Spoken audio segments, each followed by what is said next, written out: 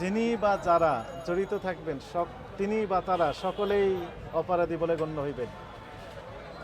তবে মূল হতো আপনি, কারণ হচ্ছে যে আপনি বাইন্ডিং করছেন এটা।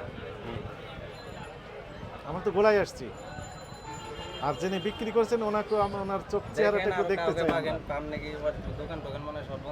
দেখি সেটাও আমরা একটু দেখতেছি। কালাম প্রোডাক্টস প্রোপাইটর।